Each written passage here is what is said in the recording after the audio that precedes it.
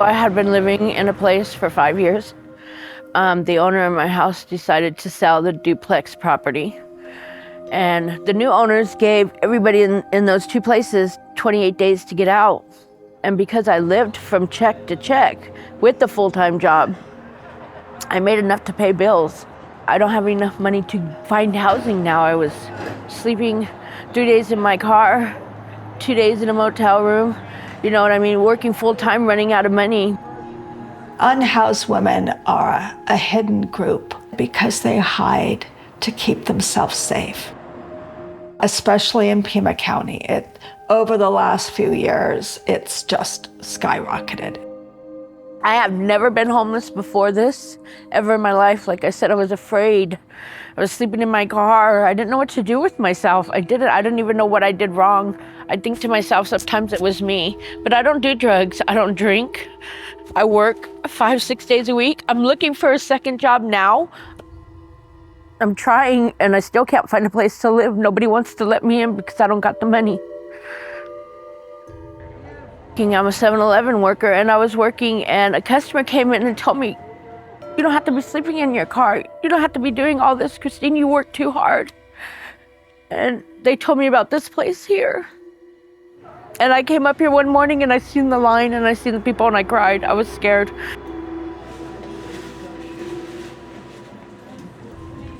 I walk into the center some mornings and I look and every chair is full and women are standing and other women are waiting to get in. It's just unbelievable, even though I know it's happening every day. Sister José is a local homegrown organization. Our founder is Jean Fedigan, and Jean's been a powerhouse. Our creation story starts with Jean out one night on soup patrol. So they're at the men's shelter one night passing out soup, and Jean quite innocently asks, "Where do the women sleep?" And she was met by silence because there wasn't any place. And she wanted to open up a shelter for women. And 2 weeks later, they had a place downtown in a small chapel. They had a coffee pot and they had blankets, and they opened the doors at 8 p.m. and the first women came in. They would do that during the cold winter months, and then they would close. It just became so obvious to her and to those other volunteers that that was not enough. How can we help women change their lives so that they can become housed?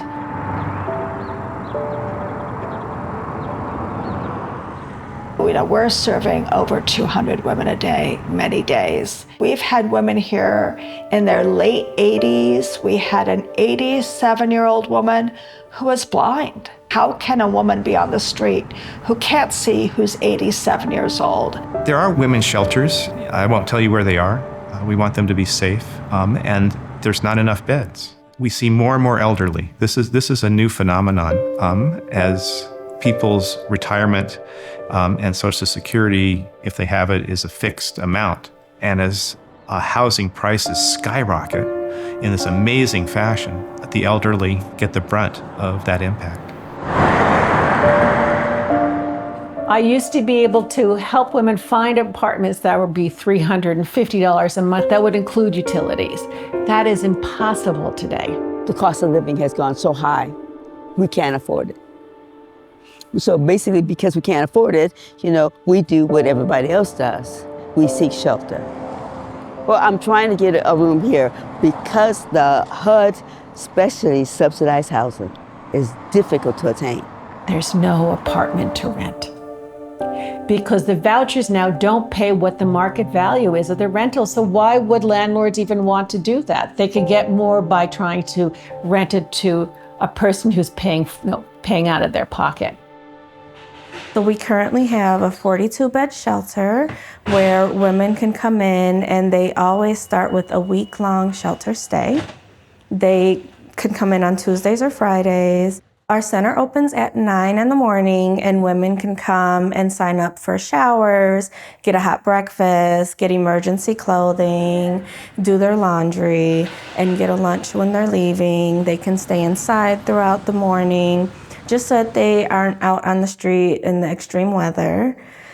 We also have afternoon, a time where the women can rest. We give them mats, they can take naps, or they can just hang out inside where it's nice and dark and quiet. We encourage them to figure out what services they need so that they can end up housed successfully. Some of the women will move past that week and be in what we call the Impact Project, which is a longer time that they can stay there, and the case managers will work with them to figure out their next steps.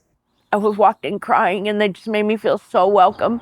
And they're helping me now save up money so I can have that money to put for the applications, because the application fees are $300-400 just to put in an application. And then how are you supposed to pay last month's rent, keep food in your mouth? You can't do it. There's no way on one job. And that's how I ended up here.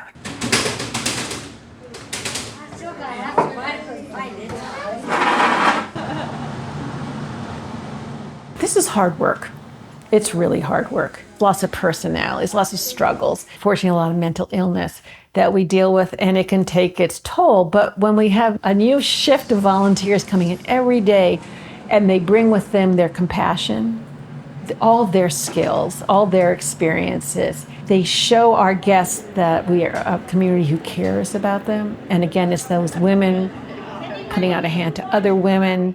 I mainly sit at the front desk and take messages for people and greet our guests when they come in and see how we can help them with a meal. I'm from a very privileged background relative to so many, and knowing that there are other women out in the streets makes me feel like I need to give back. This is a house full of women, and nobody even does any chores. They do it. The people here, they come and volunteer for us. We should be thankful to them. You know what I mean? Be thankful, because there's nobody out there to open their hands to you when you got nobody. And they did. I had nobody, and they're here for me. Our volunteers allow us to say yes to so many more women.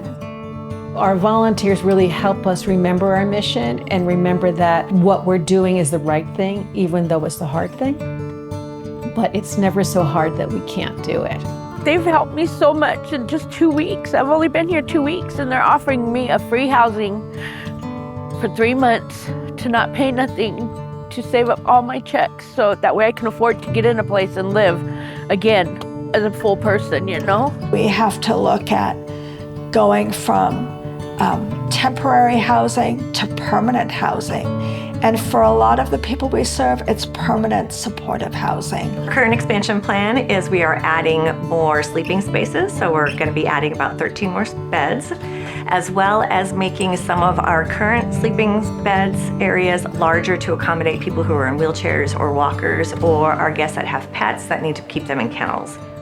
On top of that, we're adding 3 more showers, including a handicap shower, as well as 2 more bathroom stalls. The funding we receive from the city is really critical so we can support the women that we serve. We got a grant from the city to cover the cost of the expansion, so we're very, very grateful for that. It is currently ahead of schedule. Look at their building in there to put more women in here. Do you know how hard it is to take care of grown women? A house full of grown women, all in one room for 3 months at a time, you know what I'm saying? We're like cats. We have to really look at it as a community, as a nation, as to what our priorities are, and that we need to really put the focus back on providing that safety net. We need to decide that we're done having unhoused people. This can't go on anymore. The numbers can't continue to increase. We have to end homelessness. And hopefully one day we won't have to be in business anymore because people will be housed. And they deal with it every day, these women do. They deal with it every day. And they still come here every day with a smile. So yes, I'm blessed. I am so blessed to have met them. 1, 2, 3, girl!